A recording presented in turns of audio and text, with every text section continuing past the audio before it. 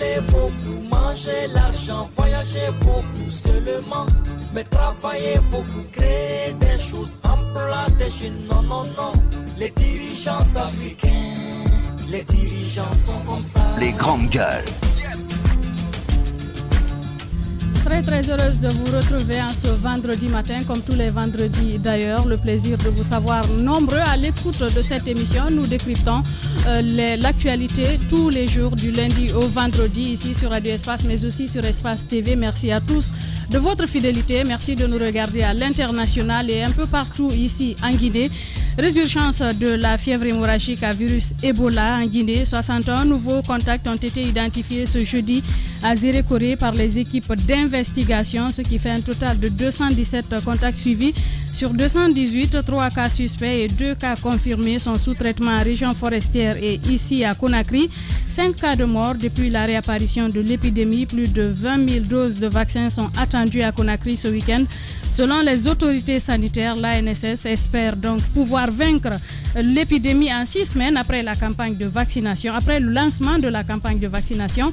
Quelles sont les dispositions prises pour lancer cette campagne justement, si tout va bien?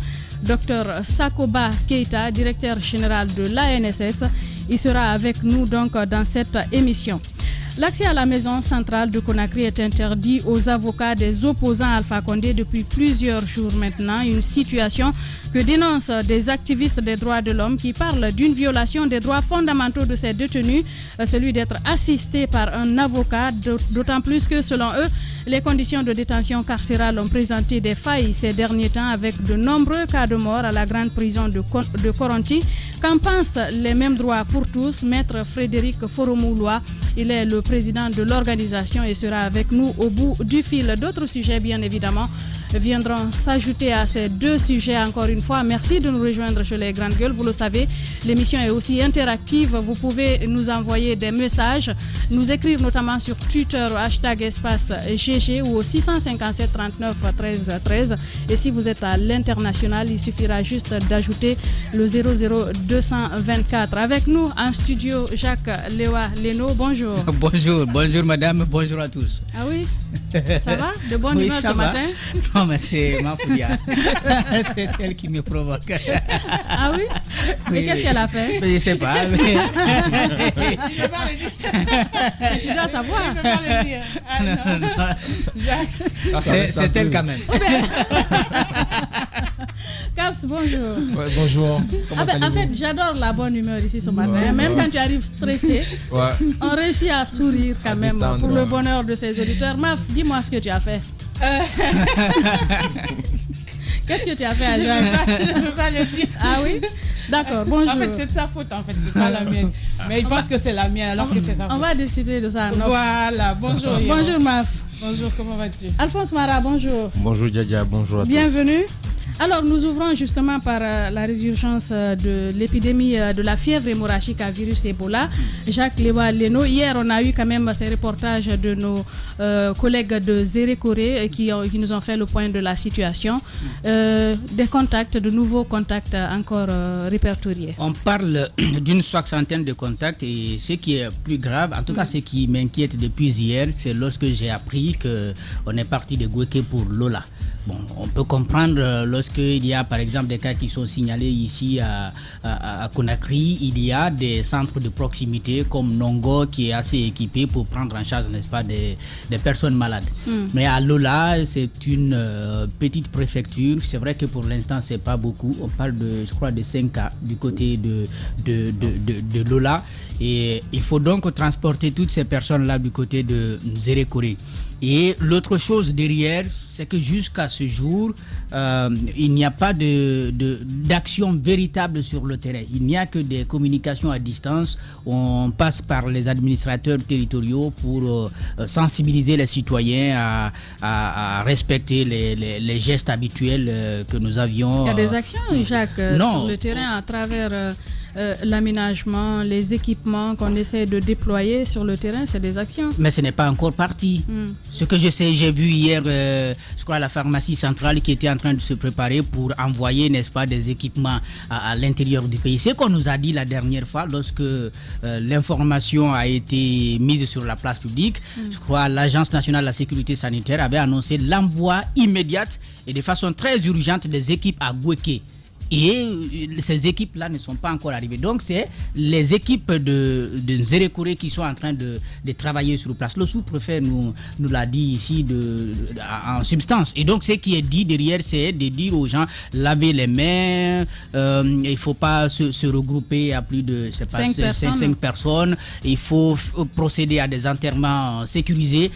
J'ai dit encore une fois, nous avons besoin d'actions véritables. On aurait pu rester dans le cadre de Gouéké, ça nous rassurait encore. Mais lorsqu'on commence à sortir de Gouéké pour toucher des préfectures environnantes, moi, ça m'inquiète un peu. Mais c'est depuis le départ, Jacques. Non, ce n'était pas dès le départ. Après, les gens qui ont participé à l'inhumation de l'infirmière, certaines personnes sont parties. Après la sensibilisation, ils sont revenus. Moi, quand j'ai eu la DPS de Nzerekore, elle m'a expliqué que certaines personnes avaient réussi à partir, notamment du côté de Lola et d'autres villes, mais ils ont réussi à les ramener. Oui. C'est l'information qui était donnée depuis le début. D'accord, c'est bien d'avoir toutes ces précisions, mais le plus important, qu'est-ce qu'on a fait pour les rappeler très vite? Parce que n'oubliez pas un autre aspect. C'est quelques jours après, je crois, avant-hier, qu'on a pris en compte la femme qui est décédée après avoir été soignée par l'infirmière qui a été emportée par le virus. Parce qu'en réalité, s'il y a patient zéro à retrouver, c'est cette dame et non l'infirmière. Et cette dame-là a eu des contacts qu'on n'arrive pas. La vieille dame a eu des contacts qu'on n'arrive pas encore à cerner. C'est aussi un élément. Je ne doute pas de l'engagement du personnel de santé. Mais encore une fois, si on a l'expérience d'Ebola en 2014 et on sait que c'est la négligence qui a fait que l'épidémie a touché toutes les préfectures, il faut continuer à interpeller. Les actions doivent être virulentes. On nous donne 6 mois pour finir avec le virus. Je crois que c'est ce que l'ANSS dit. Voilà. 6 semaines. 6 semaines plutôt. On va en savoir davantage avec Dr Sakoba Keita qui est au bout du fil. Les grandes gueules. Bonjour docteur. Bonjour madame. Bienvenue chez les grandes gueules. Allez-y Jacques.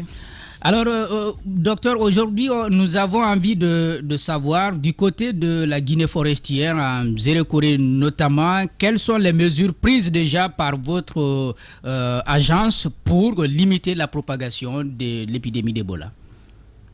Voilà, merci. Peut-être avant de vous répondre directement, je vous remercie pour m'avoir donné cette opportunité. J'ai suivi un peu le débat qui est en cours. Allô, docteur, vous êtes en direct. Docteur Sakoba, je pense qu'on l'a perdu. Amadou va essayer de se battre pour le rappeler. Alors, il parlait justement de... certainement, on a eu cette réunion au cours de laquelle CAPS en parlait, où il donne 6 semaines, si tout va bien, avec ces vaccins qui sont attendus ce week-end à Conakry. 11 000 des vaccins, 11 500 vaccins. On parle de 20 000 en tout. En tout, globalement. Déjà, dès la semaine prochaine, je crois lundi, il y aura une dose, 11 500 doses qui devraient être sur Conakry. Effectivement, Jacques a bien fait de rappeler ces mesures, parce que je pense que dès les premières heures, ce qu'on a cherché à comprendre, c'est est-ce que les mesures étaient prises. Et vu qu'en 2014, la Guinée a malheureusement une forte expérience, malheureusement ou heureusement, une forte expérience de la gestion d'Ebola, on espérait que dès je sais pas, les premiers cas, on pourrait aller vers des actions fortes. Tout à l'heure, on l'écoutera, il parlera de ces actions. Mais je pense que la question aujourd'hui, c'est de savoir est-ce que ces mesures annoncées sont effectives sur le terrain? Parce que dès le début, ils ont fait une liste de mesures à prendre. Mais lorsqu'on a, par exemple, écouté ce responsable local qui était chez nous, je crois que c'était hier ou avant-hier, il a dit qu'à date, ils n'ont pas vu d'agents sur le terrain. Et c'est là la grosse question. Qu'est-ce qui est fait concrètement sur le terrain? On va poser la question à Dr Sakoba Keita qui est de retour. Rebonjour, docteur. Les grandes gueules. Merci, bonjour madame. Allez-y, nous vous écoutons. Donc je disais que par rapport à cette première dame ou belle-mère de l'infirmière qui est décédée, depuis le 12 décembre dernier, selon nos informations déjà recueillies par nos équipes qui sont sur le terrain, il n'y a pas eu d'autres cas de mort des infirmières ni d'autres décès autour de cette belle mère-là. Et comme le décès a eu lieu depuis le 12 décembre, et la durée de vie de surveillance d'un contact de 21 jours, ça correspond à la période d'incubation d'une maladie depuis la pénétration du germe jusqu'à l'apparition des symptômes. Donc, comme si vous calculez les 21 jours depuis le 12 décembre, c'est déjà largement dépassé. Donc, nous, on a recensé les contacts liés à cette infirmière. Ces contacts aussi feront leurs 21 jours le lundi prochain. Et maintenant, les 3 nouveaux qui ont été confirmés à l'hôpital, ça sera les contacts actifs qui sont autour de ces 3 nouveaux, jusqu'à aussi, on va les suivre pendant 21 jours. Alors, Docteur Sakoba, dites-nous, qu'est-ce que vous savez de comment cette femme a contracté la maladie? Est-ce la patiente 0 d'ailleurs? Non, la patiente 0, je crois que c'est un abus de langage de la considérer comme Ebola. Vous savez, on l'a classée comme cas probable. C'est une probabilité, elle est décédée, on ne peut pas la déterrer pour pouvoir faire son examen de PCR. Donc tous les gens qui sont décédés, suite à ça, on a établi des liens avec les cas confirmés que nous avons à l'hôpital. Donc c'est ça qu'on appelle cas probable. Donc l'infirmière, les gens déjà considèrent comme si c'était un cas. Nous, on n'a que 3 cas confirmés. Les cas confirmés, c'est ceux qui ont été prélevés que le laboratoire a dit cas. Donc voilà un peu le concept épidémiologique que l'OMS a donné. L'infirmière a été-elle considérée comme... on a dit qu'elle est décédée d'Ebola. Y a-t-il eu des tests post-mortem? Probable d'Ebola. On n'a pas dit d'Ebola, on a dit cas probable, madame. Cas probable, c'est une hypothèse. Y a-t-il eu prélèvement sur le corps de l'infirmière après le décès? Les prélèvements ont commencé à partir de un peu plus. Allô? Je crois qu'on l'a perdu, on l'a perdu. La liaison qui n'est pas du tout au beau fixe ce matin. On va donc essayer d'échanger autour le temps pour Amadou d'essayer de joindre Dr Sakoba Keita. La précision importante, j'aimerais qu'on sache à partir de l'infirmière. Normalement, c'est à partir d'elle que des examens ont été faits. Y a-t-il eu des tests post-mortem pour savoir réellement? Mais il parle de cas il parle de cas probables. Ce qui revient à dire qu'il n'y a pas eu de test qui confirme que ce soit un cas réel d'Ebola. Donc il y a ce doute-là qui persiste, surtout que la personne a déjà été enterrée. Maintenant, leur cas confirmé à eux commence à partir des 3 qu'ils ont détectés qui ont été suivis par l'infirmière. Donc ces 3-là sont des cas d'Ebola. Les autres, c'est des cas probables. Parce qu'il y a une certaine incertitude due aux examens qui n'ont pas été faits sur ces gens-là. Moi, mon inquiétude aujourd'hui, ce n'est pas... Dr Sakoba est revenu. Dr Sakoba est de retour. Alors, vous expliquez justement la situation de cette infirmière. Les seuls cas certifiés d'Ebola, ce sont les 3 qui ont été prélevés, parmi lesquels on a eu un décès à l'hôpital des Zérékoré. C'est lui, le premier qui est là-bas, qu'on va faire l'examen de contrôle aujourd'hui, et le second qui est à Conakry, à Nongo. Ce sont les seuls cas certifiés dont les échantillons sont même à Dakar pour le séquençage. Les autres cas docteur, qu'on a recensés, ils ont eu des liens avec ces 3 cas. Donc, c'est des cas probables. Une probabilité, tout le monde a fait les mathématiques, ça peut être vrai comme faux. Merci. Donc, les 5 décès qui ont été enregistrés, c'est des cas probables? C'est des décès, des cas probables? Non, parmi les 3 cas confirmés, la plus âgée qui était à Zérékoré est décédée. Elle, son échantillon a été bel et bien confirmé. Donc, c'est le seul cas confirmé qui est décédé parmi les 5 décès. Bien, allez-y. Alors, docteur Sakoba, donc, si on vous comprend, on vous suit très bien, ça veut dire qu'à date, on ne sait pas encore qui est le patient 0. Et donc, dites-nous, qu'est-ce qui pourrait donc expliquer la résurgence de cette pandémie au sein de Zérékoré? Bon, je crois que je vais te parler en langage technique et simple.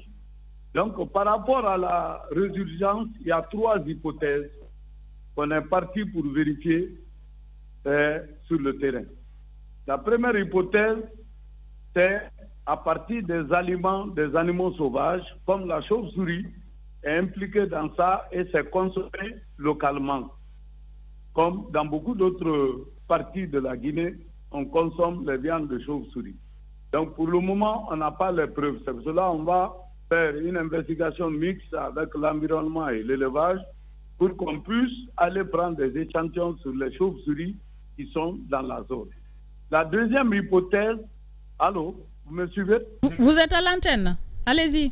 Voilà, donc la deuxième hypothèse, c'est probablement à partir d'une personne guérie comme le cas qu'on a eu à Koropara. Alors ce qui sera une première dans le monde qu'après 5 ans, qu'on enregistre une telle situation. Donc là aussi, c'est la deuxième hypothèse comme celui qu'on a vécu à partir de Koropara.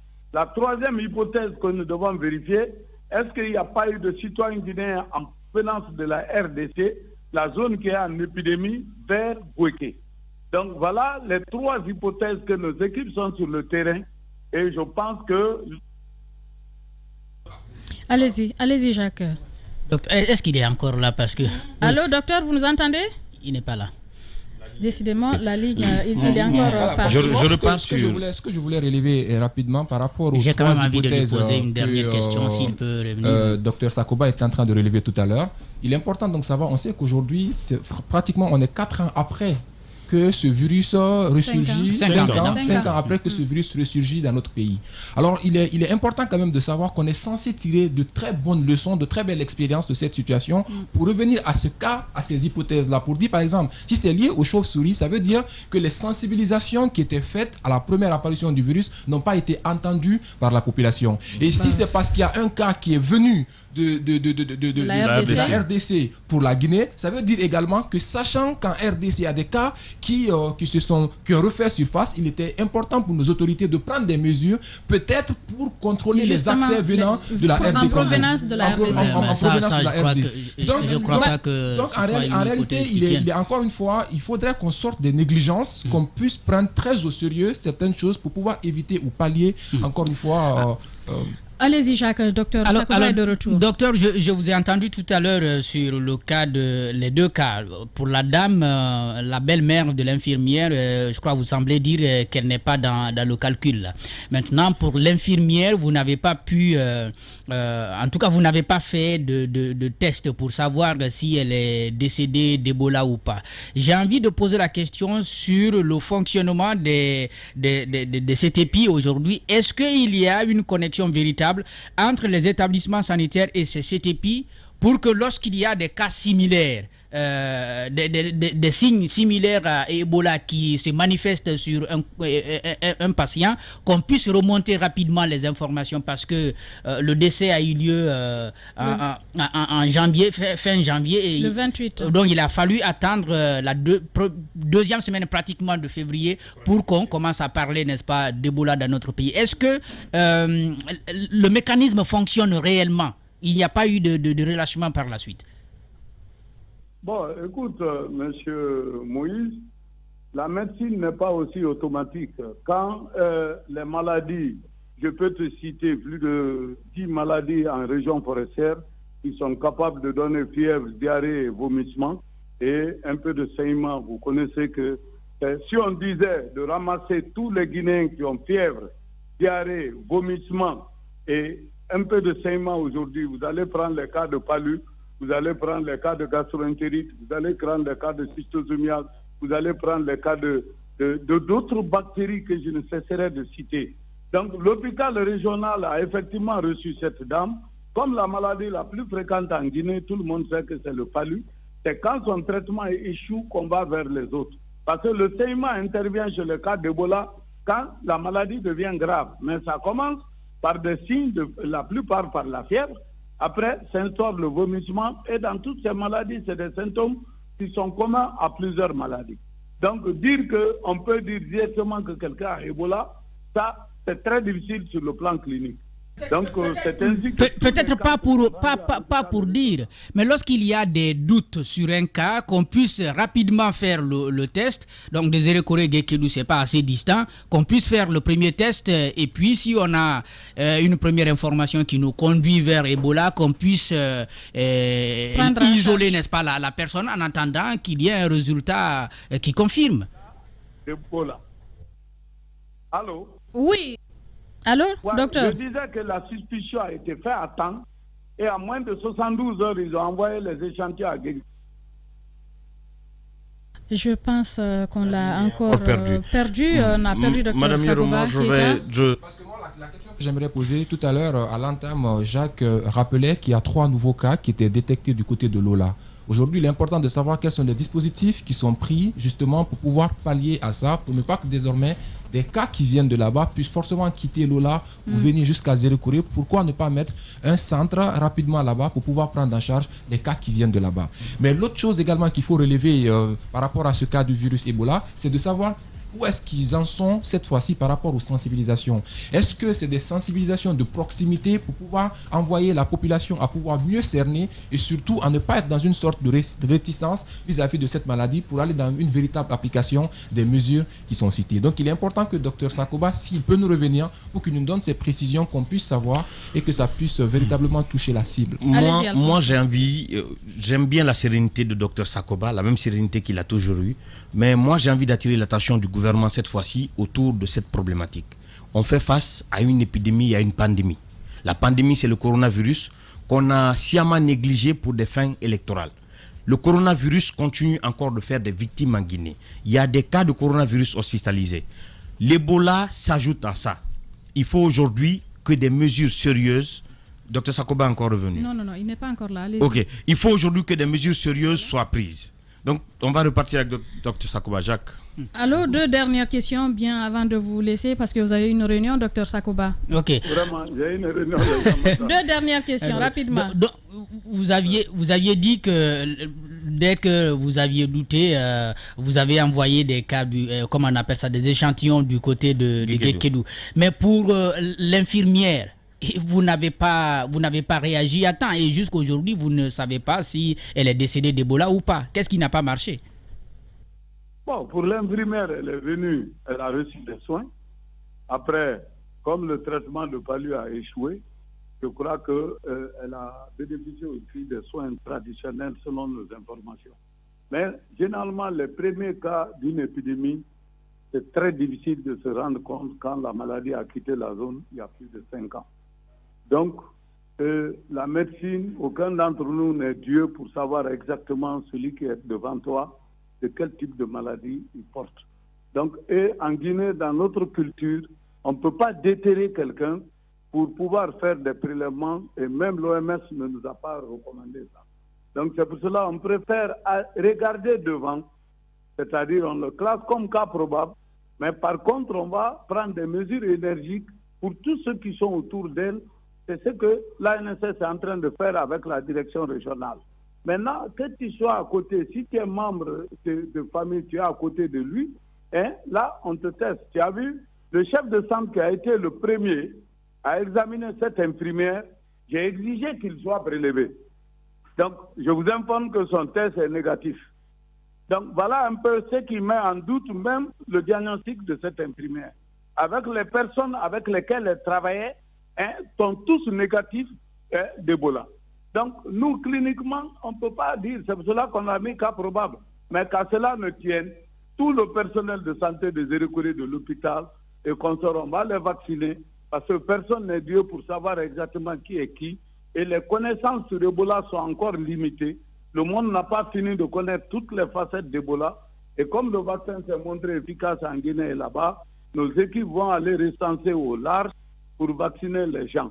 Donc nous, notre préoccupation maintenant, c'est d'arrêter cette chaîne de transmission et dire que quel est le premier cas. Je voudrais donner un prix à un Guinéen qui va me dire qui a été le premier cas de paludisme en Guinée, qui a été le premier cas de tuberculose en Guinée, qui a été le premier cas homme en Guinée qui a eu l'infarctus du myocarde, etc. Donc quand vous cherchez les premiers, pour moi, vous rentrez Dernière dans question, le domaine de Mafoudia. Dieu et la science.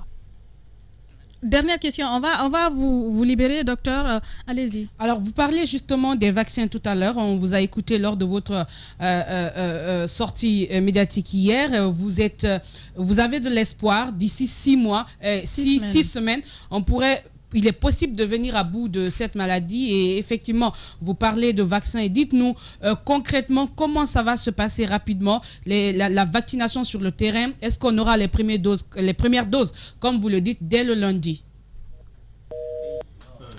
Koba est parti. Moi, je termine. Je disais que mon interpellation, c'est à l'endroit du gouvernement pour que des mesures réelles soient prises. Aujourd'hui, je ne sais pas si on le constate, mais on est encore entassé dans les taxis. C'est le bon moment de réduire le nombre de personnes dans les taxis en baissant le prix du carburant afin que le prix du transport n'augmente pas. La deuxième mesure, c'est quoi? Il y a certaines exigences sanitaires qui ont disparu. Le lavage des mains, les kits ont miraculeusement disparu, même des services publics. Il faut aujourd'hui que les kits reviennent. La troisième des choses, c'est quoi? Il faut que le gouvernement prenne le risque d'incidenter cette situation, de faire comprendre au peuple guinéen qu'il y a urgence, il y a danger. On est dans 2 épidémies qu'on ne contrôle pas. Le coronavirus, c'est quelque chose qu'on ne peut pas contrôler parce que ça se manifeste chez des gens sans que ça ne donne les mêmes signes. Et ça peut tuer même à domicile. L'épidémie d'Ebola qui vient de commencer en région forestière, c'était Gweke. Aujourd'hui, on parle de Lola. Il y a des gens qui se déplacent avec la maladie sans que la maladie ne se manifeste dans le corps. C'est le bon moment de prendre des mesures. L'interdiction des cérémonies, des regroupements. Ils ont circonscrit ça à Zérekore et Gweke. C'est le moment d'élargir à toute la Guinée. Il faut prévenir. Même les villes qui n'ont aucune chance. Non, écoutez. C'est trop tôt. Écoutez, c'est pas trop tôt. Il n'est jamais trop tôt face au... Non, je ne crée pas la psychose, mais c'est ça. Il y a des zones qui ne sont pas susceptibles de l'avoir. Même ces zones-là, il faut interdire ces regroupements. C'est le bon moment. S'ils nous ont dit 6 semaines, pendant ces 6 semaines, faisons le sacrifice de réduire nos mouvements. Faisons le sacrifice de ne pas être entassés dans les taxis. Faisons le sacrifice de beaucoup d'autres choses. Mais il faut... Non, Madame Yero, c'est pourquoi mon interpellation... Mon interpellation, c'est ce que je suis en train de dire. Mon interpellation, c'est à l'endroit de l'État. Il faut que l'État mette à disposition du peuple ces mesures-là pour que nous sortions durant ces 6... Il faudrait-il qu'il y ait des moyens de transport? C'est ce que je dis, réduire le coût du transport afin de réduire le nombre de personnes dans les véhicules. C'est possible, ça a marché ici un moment, ça pourrait bien marcher. Mais là où nous sommes, nous faisons face à 2 épidémies. Notre système sanitaire n'est pas suffisamment équipé pour répondre à ces 2 épidémies. Et quel que soit le besoin ou je ne sais pas, la volonté de rassurer, c'est pas rassurant. Il faut que le peuple contribue aussi à ça. Que les Guinéens comprennent que le danger est encore parmi nous. Bien, allez-y. Voilà, moi j'ai envie d'interpeller un petit peu Alphonse par rapport au fait qu'en général, les mesures du genre ne se prennent pas de façon très drastique, ça se prend de façon progressive en fonction de l'évolution de l'épidémie dans les zones. Donc, aller aujourd'hui à dire qu'on doit fermer la Guinée ou bloquer les accès entre les différentes préfectures, je pense que c'est trop tôt parce qu'aujourd'hui, on n'a pas les moyens. On a eu l'expérience avec Corona qui, l'État n'a pas pu diminuer le prix du carburant, c'était grimpé et c'est la population qui en souffrait, qui prenait ces charges-là. Est-ce qu'il faut mettre à nouveau des charges de trop sur la population? Là est une question. Et je terminerai par dire, on dit, Dr Sakoba, avec l'ANSS, ils ont une nouvelle mesure pour dire que dans les 6 semaines, ils comptent buter, si vous voulez, l'Ebola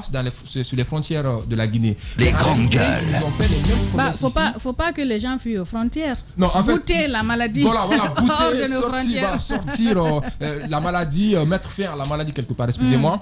Et donc, ce que j'ai envie de rappeler, la même promesse a été tenue avec Corona. On nous a dit, ils avaient un plan, je crois, c'était 60 jours, un truc du genre, où on allait mettre fin au Corona en Guinée. Mais là, et jusqu'à présent, on n'a pas pu. Non. Ça, c'est un constat mondial. Il a été constaté qu'il faudra faire avec le coronavirus pour l'instant.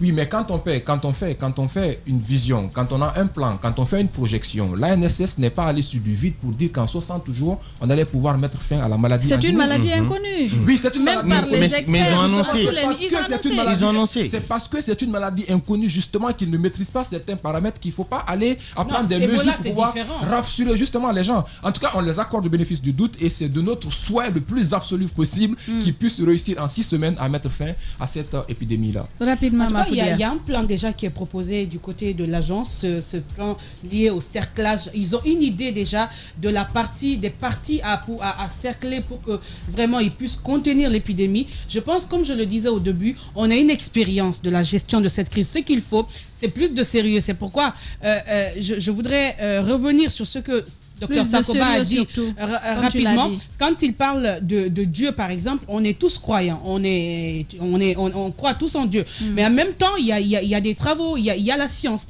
il y a les travaux scientifiques. Aujourd'hui, on ne peut pas comprendre, par exemple, que quand on sait que le pays encourt des risques d'Ebola encore et qu'on reste avec des stocks périmés de vaccins sans pouvoir les renouveler. Ouais. Ça, c'est pas Dieu. Ça, c'est une mauvaise organisation. C'est un manque de prévision qu'il ne faut pas faire. Et quand il dit qu'on ne peut pas connaître le premier cas et tout, je pense que non, c'est des arguments qui ne tiennent plus. Il faut faire de l'investigation. Il faut déployer des gens, des équipes capables d'aller chercher, fouiller, quitte à y faire, je sais pas, passer dessus, je sais pas, 1 mois, 2 mois, 3 mois, mais trouver la première personne avec qui cette épidémie est répartie. Je pense que c'est des possibilités qu'on peut faire. Il ne faut surtout pas banaliser ces aspects, sinon on se retrouve tout le temps dans la gestion des situations d'urgence. C'est ce qu'il faut éviter. Si les vaccins doivent être là lundi, il serait bien, c'est très important.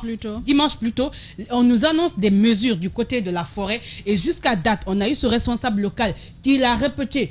Oui, pour le moment, les familles sont maintenues dans les maisons. Et même la nourriture qu'ils ont prévue, ce n'est pas arrivé. Les équipes techniques sont attendues. C'est justement ce qu'il faut faire. Il y a on déplace des hélicos tout le temps pour la campagne et autres. Qu'on déplace ces hélicos pour déployer des équipes sur le terrain. Que des gens quittent Conakry. Il y a l'OMS qui est fortement impliqué, qu'on prenne des mesures. On n'a plus à tarder dessus. Parce qu'il ne faut pas qu'on accepte d'avoir à gérer et Covid et Ebola. Déjà, ce qu'on peut faire pour finir avec Ebola, il y a la possibilité, on a de l'expérience, il faut miser dessus pour finir avec Ebola. Moi, je pense que c'est possible. Moi, je crois que le mécanisme doit mieux fonctionner que ça. Nous avons connu Ebola. Je l'ai bien écouté, il dit il y a beaucoup de maladies qui ont les mêmes signes qu'Ebola. Mais une fois que nous avons connu cette épidémie, et surtout que c'est dans une région qui a été la plus impactée par cette épidémie, il faut veiller. Donc, il faut veiller. Dès qu'il y a des cas similaires, même si c'est le paludisme, faites le test. Je crois que l'État doit investir dans les tests. Il faut les avoir à disposition à Guékédou. S'il faut davantage les rapprocher même du côté de Nzerekouré qui est un grand centre, la capitale régionale, il faut le faire pour qu'on n'ait pas à se déplacer de Nzerekouré pour aller jusqu'à Guékédou.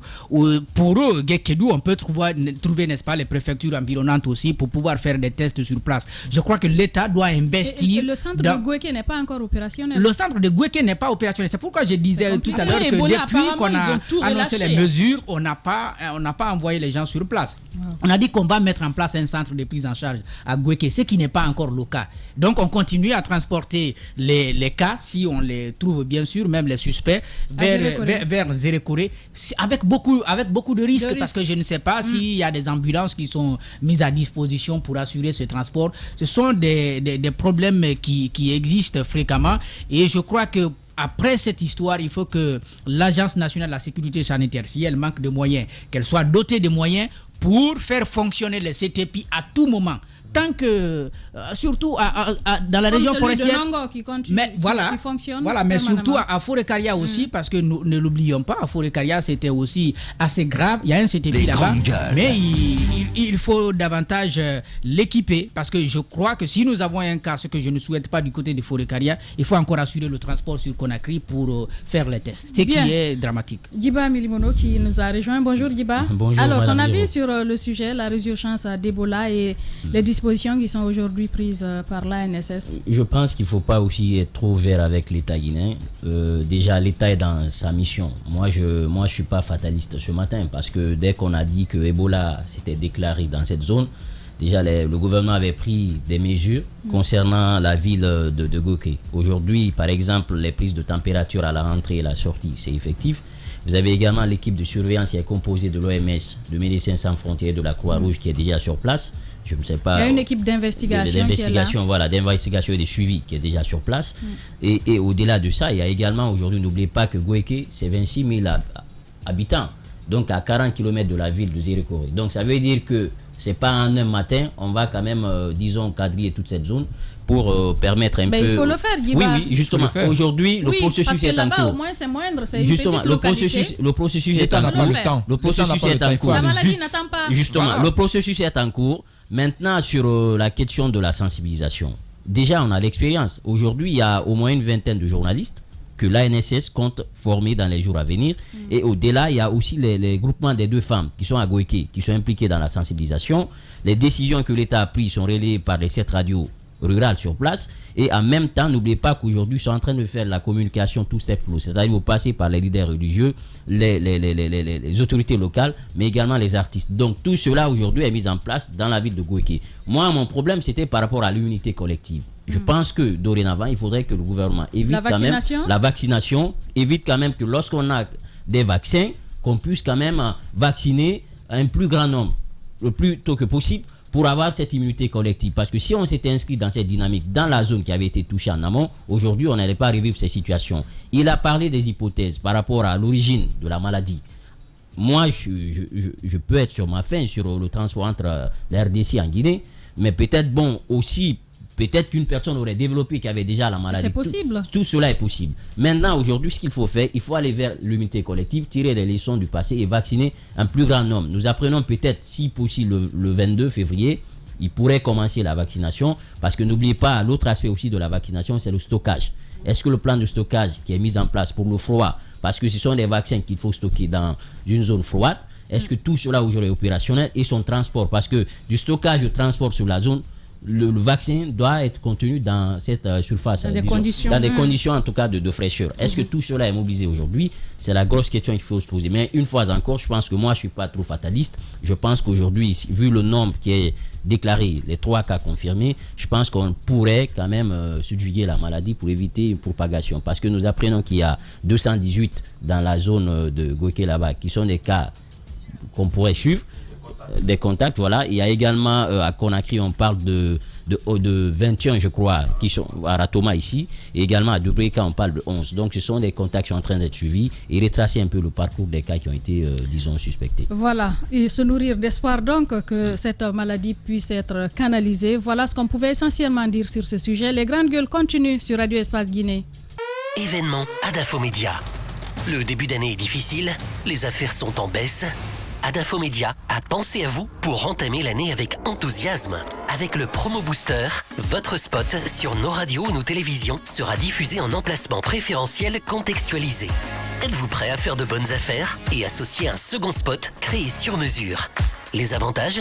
Avec ce dispositif, Adafo Média s'appuie sur la contextualisation et la répétition pour optimiser l'efficacité de vos produits promotionnels sur Radio Espace, Espace TV, Galac Radio, Sweet FM et Galac TV. N'hésitez pas, profitez dès maintenant du Promo Booster Adafo Média. Vous payez un spot et le second est offert pendant 2 mois. Contactez-nous au 00 224 628 06 06 60 sur notre site espacefmguinée.info ou sur Twitter et Facebook. L'accès à la maison centrale de Conakry est interdit aux avocats des opposants Alpha Condé depuis plusieurs jours maintenant, une situation que dénoncent des activistes des droits de l'homme qui parlent d'une violation des droits fondamentaux de ces détenus, celui d'être assisté par un avocat, d'autant plus que, selon eux, les conditions de détention carcérale ont présenté des failles ces derniers temps avec de nombreux cas de mort à la grande prison de Coronti. Qu'en pense les mêmes droits pour tous, maître Frédéric Foromoulois. Il est le président de la structure, il sera avec nous dans cette émission. On parlera également d'autres sujets. On parlera de fistule obstétricale avec la Miss Guinée. Mais avant, Jacques Léo-Aleno, on a suivi hier, on a regardé à la télévision la réouverture des frontières guinéo-sénégalaises. Sierra-Léonaise. Oui, oui. Et ce qui il faut espérer que ça s'ouvre de l'autre côté. Bien sûr. Ce qui était très bien, et on a entendu les représentants de la République sierra-léonaise qui s'est félicité d'assister enfin à cette réouverture, mais également du côté de la Guinée, les conducteurs, les commerçants qui étaient là déjà depuis des mois, qui se réjouissaient plus de 3 mois. De pouvoir circuler. Moi, je pense que ce qui a été fait par les deux États est à noter, et bien entendu, il faut éviter qu'à l'avenir, nous nous retrouvions dans ce genre de situation, parce qu'on est tellement proches qu'un problème ne devrait pas nous amener jusqu'à fermer, n'est-ce pas, nos frontières, que ce soit de l'autre côté ou de notre côté. Maintenant, il faut continuer à se poser des questions sur ce qui reste de la Guinée-Bissau et puis du Sénégal. C'est vrai que les mêmes arguments qui ont prévalu pour la fermeture de la frontière avec la Sierra Leone demeurent pour la Guinée-Bissau encore plus, et puis pour le Sénégal, on parle des raisons sécuritaires. C'est l'État qui parle, nous n'allons pas dire que c'est faux, parce que c'est lui qui est le garant de notre sécurité à tous. Il dit que notre sécurité est menacée avec ses frontières. Nous sommes dans l'obligation d'accepter, mais après, il faut que le travail diplomatique nous permette quand même de finir avec ça. Bien, on va partir avec cet élément de Mamadou Saliouba et nous revenons juste après. 6 heures. À Pamela, à la frontière entre la Guinée et la Sierra Leone, 3 femmes prises après avoir passé la nuit à la Belle Étoile. L'annonce de la réouverture de la frontière entre la Guinée et la Sierra Leone leur donne de l'espoir après plusieurs mois d'attente. On a souffert. Depuis l'annonce de l'élection, on souffre. Nos enfants n'ont pas de travail. Nos marchandises pourrissent facilement. Je vends des peaux de vache et en ce moment, des chenilles rôdent autour. Ce matin, elles espèrent passer la frontière et ne plus revoir ce panneau qui oblige une centaine de camions à rester immobiles. Certains parmi eux nécessitent l'aide des mécaniciens, tant l'attente a duré. Mais aujourd'hui, à Pamelap, la joie tente de faire oublier le moment de galère. Il est 7 heures passées de 23 minutes. Il ne reste alors que quelques 37 minutes pour que la frontière soit rouverte. Alors, c'est la joie ici. Les conducteurs qui ont passé quelques 4 mois ici ne veulent perdre une minute. Comme vous voyez sur ces images ici, beaucoup se préparent à reprendre la route. Quand il a pris la nouvelle, Aboubakar Sow a tout de suite envoyé les batteries de son camion à la charge. Ce matin, il vérifie le niveau de son carburant. Un peu content, un peu déçu. Je peux dire que je suis content quand même parce qu'ils ont dit qu'on va ouvrir aujourd'hui, mais dans une manière encore, je ne suis pas content parce qu'il y a beaucoup de pertes ici. Quand même, on a beaucoup d'irrés ici, on ne travaille pas. Chaque jour, on était là. Ça fait plus de 5 mois comme ça. À quelques mètres de là, la joie des citoyens sierra-léonais. Beaucoup de temps perdu, mais ce jeudi, un jour de délivrance pour eux, une reprise de travail au rythme de la musique sierra-léonaise. C'est un jour de fête pour moi, parce que la frontière est rouverte après 4 mois de fermeture.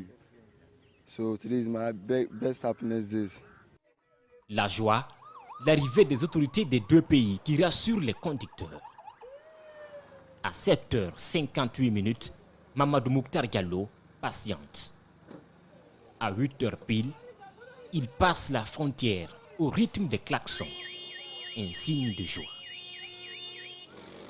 Là, aujourd'hui, je remercie à Dieu. Là, tout mon problème, c'est leur marchandise que c'est avec moi là. Là, je ne sais pas si le marchandise est gâté ou bien si ce n'est pas gâté. Là, je sais, j'ai 4 cartons ici, ça c'est gâté. Perte de marchandises, panne de véhicules. Ce jeudi, la ferveur de la réouverture tente de cacher la souffrance. Les autorités sierra-léonaises et guinéennes présentes à la cérémonie saluent les efforts des deux gouvernements qui estiment qu'il n'y a plus de risque à la frontière. Le préfet de Forikaria annonce que des patrouilles transfrontalières seront menées des deux côtés de la frontière. La défense de l'intégrité territoriale est un devoir aussi constitutionnel.